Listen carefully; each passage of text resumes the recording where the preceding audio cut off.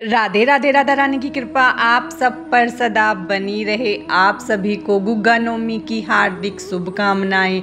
आज की इस वीडियो में हम गुग्गा नवमी की पूजा विधि के बारे में जानेंगे। तो चलिए हम अपनी इस वीडियो को शुरू करते हैं। गुग्गा नवमी का पर्व भाद्रपद मास के कृष्ण पक्ष की नवमी तिथि को मनाया जाता है। इस दिन जहांगीर गुग्गा जी और सांपों की पूजा की जाती है। गुग्गा नवमी की पूजा सुबह सवेरे की जाती है, तो आप जहाँ पर आपको पूजा करनी है उस स्थान को साफ करें, गंगा जल के छींटे लगाकर उसे शुद्ध करें। आप चाहें तो किचन में भी पूजा कर सकते हैं या फिर आप अलग से चौकी लगाकर भी गुग्गा जी की पूजा कर सकते हैं। उसके लिए आप डायरेक्ट दीवार पर घोड़े और सांपों का चित्र बना सकते हैं, या आपको दीवार खराब होने का डर है तो आप सफ़ेद पेपर पर भी घोड़े और नागों का चित्र बना सकते हैं, या आप बाजार से गुग्गा जी का चित्र लाकर उसका पूजन कर सकते हैं। अब हम पेपर पर घोड़े का चित्र बनाएंगे। उसके लिए हम काजल लेंगे। काजल की सहायता से हम घोड़े का चित्र बनाएंगे। उस पर हम गुग्गा जी महाराज का चित्र बनाएंगे और घोड़े की दोनों तरफ दो दो सांपों का चित्र बना लेंगे। हमने यहाँ पर गुग्गा जी महाराज का चित्र बना लिया है। अब हम उसको दीवार पर चिपका देंगे, या हम पैड की सहायता से भी उसको दीवार के पास रख सकते हैं। इसके बाद हम चौकी पर गेहूं या अक्षत का आसन देकर दीपक को जलाएंगे और फिर उसके बाद हम चौकी का शुद्धिकरण कर लेंगे। फिर हम सबसे पहले गुग्गा जी महाराज को हल्दी से तिलक करेंगे और नागों को भी हम हल्दी से तिलक कर लेंगे। अब हम रोली से गुग्गा जी महाराज और सांपों को तिलक करेंगे। उसके बाद हम दीपक को भी हल्दी रोली से तिलक करेंगे। फिर हम सभी को अक्षत समर्पित करेंगे। उसके बाद हम सभी को वस्त्र स्वरूपी कलावा समर्पित कर देंगे और दीपक को भी हम कलावा समर्पित करेंगे।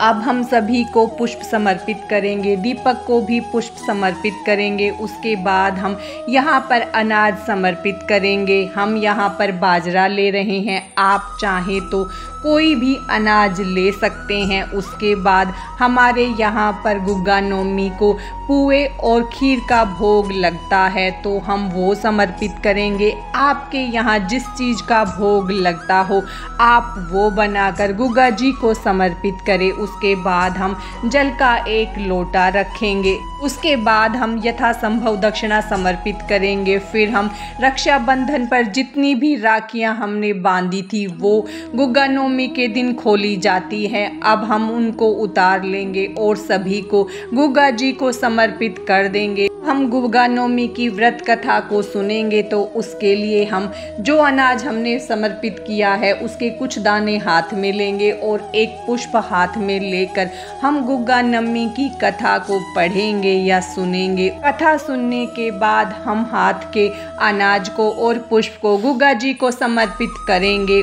फिर हम धूप दिखा देंगे और फिर हम जो दीपक हमने जलाया है उसी से हम गुग्गा जी की आरती करेंगे और अंत में पूजा में हुई गलतियों के लिए क्षमा याचना करेंगे और गुग्गा जी से प्रार्थना करेंगे कि वो अपनी कृपा हम सब पर बनाए रखे। इस तरह से हम गुग्गा नवमी की पूजा संपन्न करेंगे।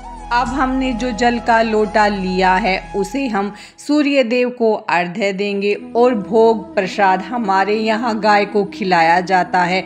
आपके यहाँ जिस तरह की मान्यता है आप उस हिसाब से करें, और अनाज जो हमने समर्पित किया है उसको हम पक्षियों को डाल देंगे। दक्षिणा हम या तो मंदिर में या किसी गरीब को हम दान में दे देंगे, और फूल पत्ते जो हमने समर्पित किए हैं उनका भूमि विसर्जन या जल विसर्जन कर देंगे। आज की इस वीडियो में बस इतना ही। राधे राधे।